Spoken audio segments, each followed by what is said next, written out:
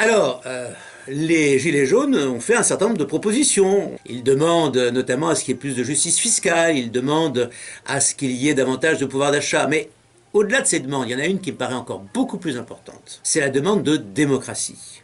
Rappelons bien ce que c'est que la démocratie. C'est le pouvoir du peuple, par le peuple et pour le peuple, comme le dit d'ailleurs notre Constitution.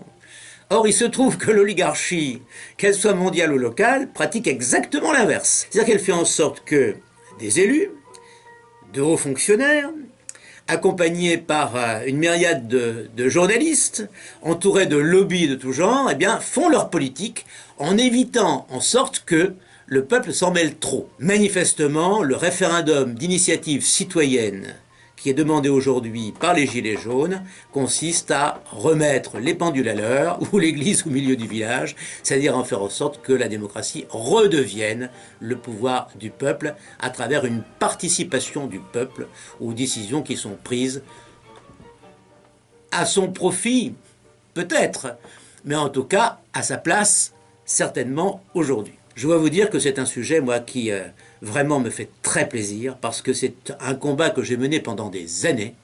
C'était l'un de mes chevaux de bataille lorsque j'étais parlementaire, et c'est la raison pour laquelle, d'ailleurs, j'avais participé à la réforme constitutionnelle de 2008, en signant l'un des amendements, l'amendement 215 très exactement, qui avait conduit à introduire dans la réforme constitutionnelle, dans notre Constitution donc, à l'article 11, une proposition de référendum, d'initiative, je m'arrête là, parce que malheureusement, la proposition que nous avions faite, un certain nombre de députés et moi-même, n'a jamais été mise en œuvre, elle a même été carrément détournée par le pouvoir en devenant un référendum d'initiative partagée. Mais en tout cas, j'avais dès le début déposé cet amendement. Comme il n'avait pas été satisfait puisque jusqu'à fin 2012,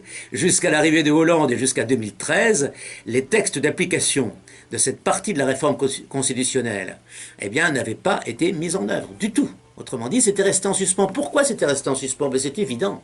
Parce que dès qu'on parle de référendum, d'initiative populaire ou d'initiative citoyenne, on prive ceux qui ont le pouvoir de leur pouvoir. Or, ceux qui ont le pouvoir sont les élus, mais beaucoup plus que les élus, les hauts fonctionnaires et les lobbies. Voilà. Eux ne voulaient absolument pas de ce dispositif. Ils ont tout fait d'ailleurs pour qu'il soit inutilisable. Mais, en tout état de cause, en 2011, j'ai décidé de marquer le coup une fois de plus en déposant une proposition de loi qui, cette fois-ci, introduisait carrément le référendum d'initiative populaire. Cette proposition de loi a été reprise et abondamment commentée par le regretté Yvan Blot dans cet ouvrage qui s'appelle « La démocratie directe ».